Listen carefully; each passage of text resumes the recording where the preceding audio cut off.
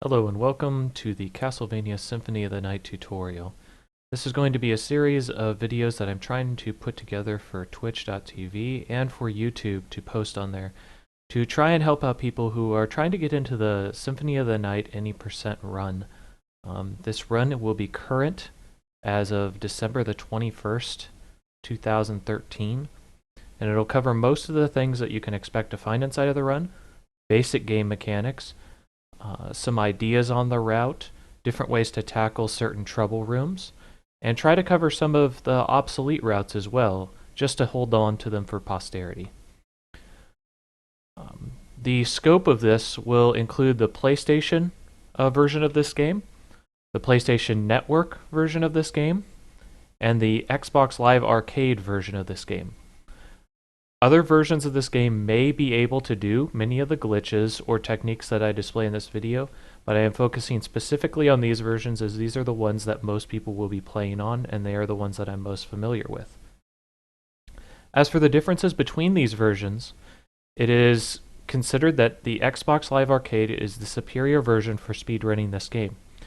It has faster load times in between screens, faster load times when you're transitioning areas.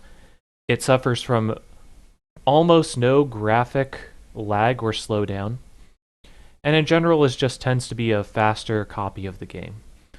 The PlayStation Classic version of the game tends to have graphic slowdown at particular points in the game, which I will try to highlight. It has longer load times in between sections, and so forth. The PlayStation Network version is generally considered among these versions to be the slowest of all three of them. This is due to the PlayStation 3's inability to accurately emulate the PlayStation BIOS, and because of this it tends to have slightly longer load times. The first thing that I'm going to cover is that in order to do most of the tricks that I'm going to be displaying here, you will need to have a clear file. In order to get a clear file, you will need to defeat the first and second castles of this game, and at another time I will be trying to do a tutorial that will assist people in getting their first clear file. But for now I will be focusing on the any percent route as it is. So in order to do most of the tricks in this route, you will require a cleared file. This will give you access to the ability to skip cutscenes. It will give you access to the Master Librarian's full inventory of items, many of which are incredibly crucial to the run, and small other changes. The first thing that I'm going to cover real quick is going to be actually the name input screen, which does have some things that you need to cover if you're trying to run this game, or just in general for good information purposes. So I'm going to swap over to the game now, so you'll be able to see my gaming screen. This is being played off of a PlayStation emulator, but it is using a genuine Soten disc.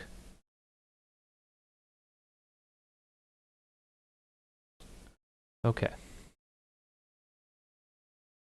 So here's the main screen of the game, as I mentioned. Press start to enter when we enter into the main game.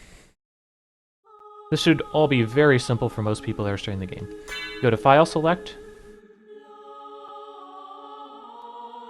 and you can start a new game. Now the naming conventions that I want to cover here in particular is if you just press start, it'll just assign your name as Alucard, so there's no need to actually input things that are different or odd. Pay no attention to the buttons missing letters, that's just a function of the emulator, I believe. Some of the other things you can do, if you input Axe Armor, A-X-E-A-R-M-O-R,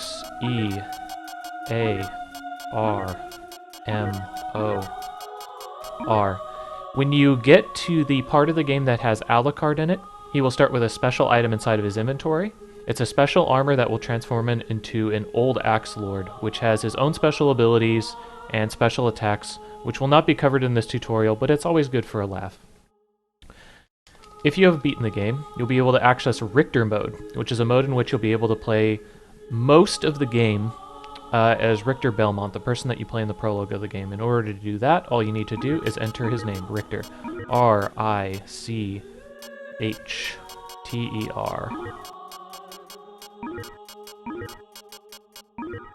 This is particularly important if you're looking at running the Richter route, or if you just want to get some general practice with Richter. It's a very interesting category. He starts with many abilities that Alucard does not have, but that's all I will cover for this portion of the video. Other things that you can do. The last one that I'm going to cover is going to be the special, what is known as the luck mode for this game, which is X-X exclamation point V apostrophe Q. This is a special mode which starts Alucard off with 99 luck, and he has vastly reduced other stats.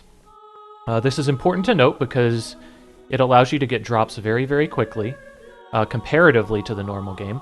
It increases your ability to get crits by quite a bit, and it makes all of your other stats much, much lower.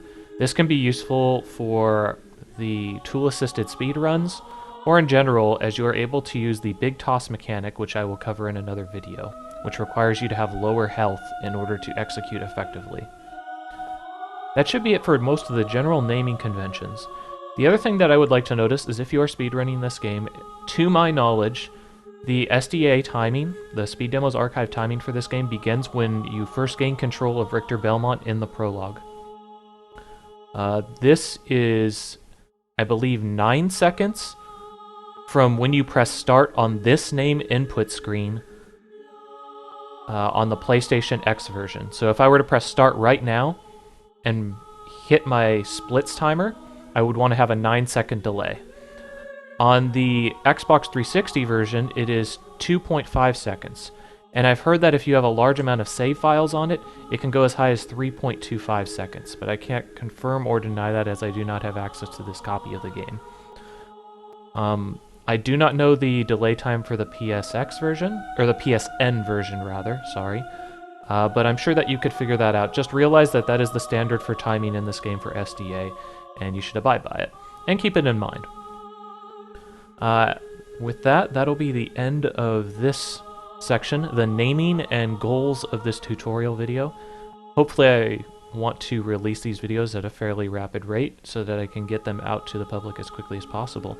Thank you for watching, and hopefully you will stick with me as I continue on my journey to teach this game to all of you.